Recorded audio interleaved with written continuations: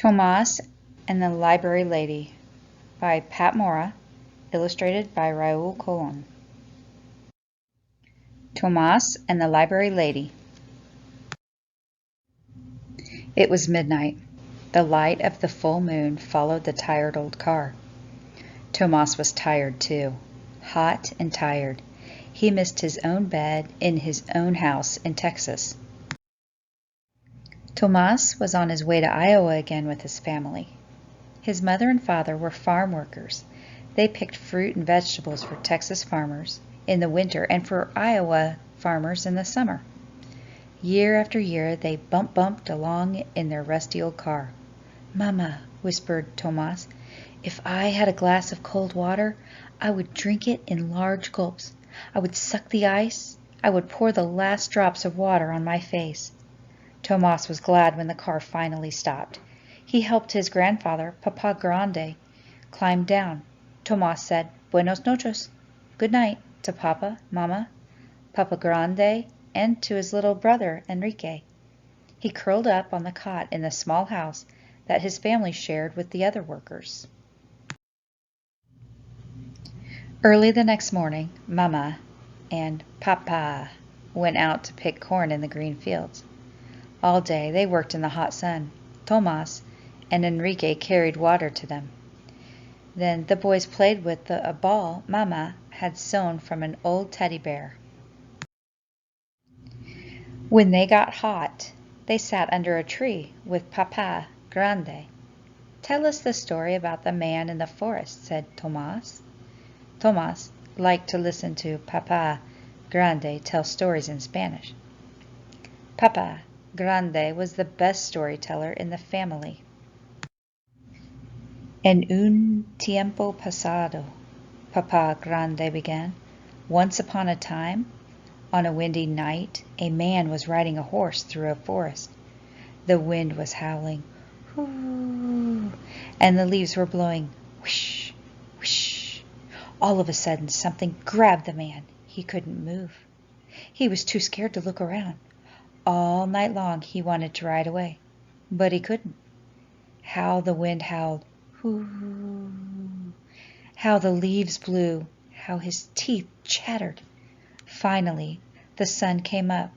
Slowly, the man turned around, and who do you think was holding him?" Tomas smiled and said, "A thorny tree." Papa Grande laughed. "Tomas, you know all my stories," he said. "There are many more in the library. You are big enough to go by yourself. Then you can teach us new stories." The next morning, Tomas walked downtown. He looked at the big library. Its tall windows were like eyes glaring at him. Tomas walked around and around the big building. He saw children coming out carrying books. Slowly, he started climbing up the steps. He counted them to himself in Spanish. Uno, dos, tres, cuatro. His mouth felt full of cotton. Tomas stood in front of the library doors. He pressed his nose against the glass and peeked in. The library was huge. A hand tapped his shoulder. Tomas jumped. A tall lady looked down at him. "It's a hot day," she said. "Come inside and have a drink of water. What's your name?" she asked. "Tomas," he said. "Come, Tomas," she said. Inside it was cool. Tomas had never seen so many books. The lady watched him. "Come," she said again, leading him to a drinking fountain. "First, some water. Then I will bring books to this table for you. What would you like to read about?" "Tigers? Dinosaurs," said Tomas. Tomas drank the cold water. He looked at the tall ceiling. He looked at all the books around the room. He watched the lady take some books from the shelves and bring them to the table. "This chair is for you, Tomas," she said. Tomas sat down. Then, very carefully, he took a book from the pile and opened it. Tomas saw dinosaurs bending their long necks to lap shiny water. He heard the cries of a wild snake bird. He felt the warm neck of the dinosaur as he held on tight for a ride. Tomas forgot about the library lady. He forgot about Iowa and Texas. "Tomas! Tomas!" said the library lady softly. Tomas looked around. The library was empty. The sun was setting. The library lady looked at Tomas for a long time. She said, "Tomas, would you like to borrow 2 library books? I will check them out in my name." Tomas walked out of the library carrying his books. He ran home eager to show the new stories to his family. Papa Grande looked at the library books. "Read to me," he said to Tomas. First, Tomas showed him the pictures. He pointed to the tiger. "Que tigre tan grande," Tomas said, first in Spanish and then in English. "What a big tiger." "Read to me in English," said Papa Grande. Tomas read about tiger eyes shining brightly in the jungle at night. He roared like a huge tiger. Papa, Mama, and Enrique laughed. They came and sat near him to hear his story. Some days Tomas went with his parents to the town dump.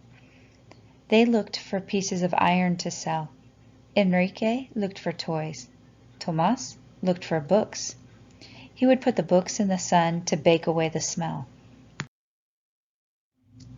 All summer, whenever he could, Tomas went to the library. The library lady would say, "First, a drink of water, and then some new books, Tomas."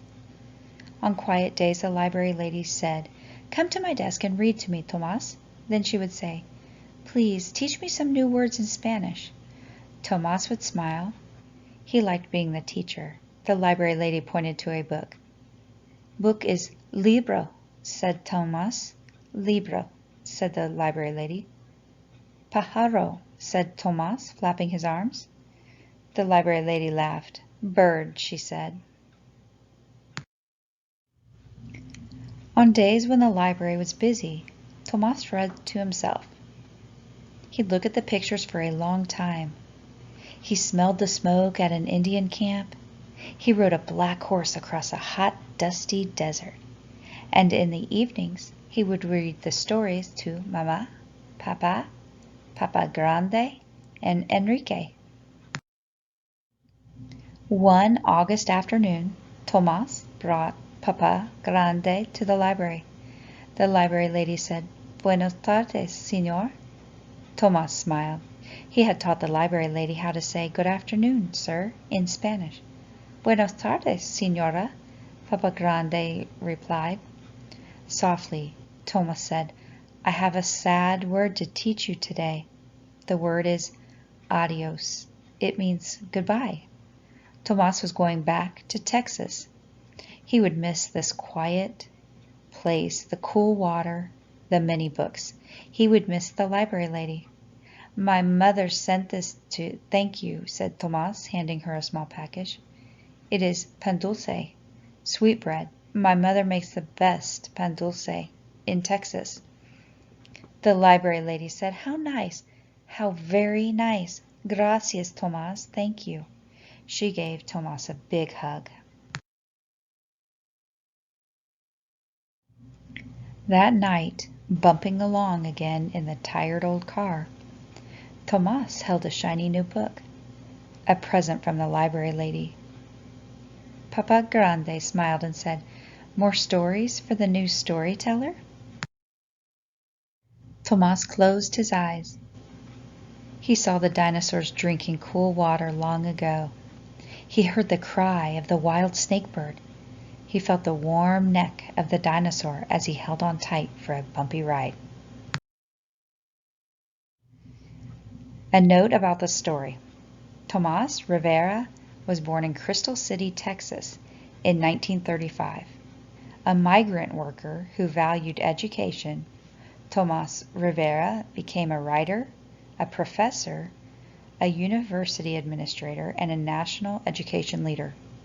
When Dr. Rivera died in 1984, he was the chancellor of the University of California at Riverside.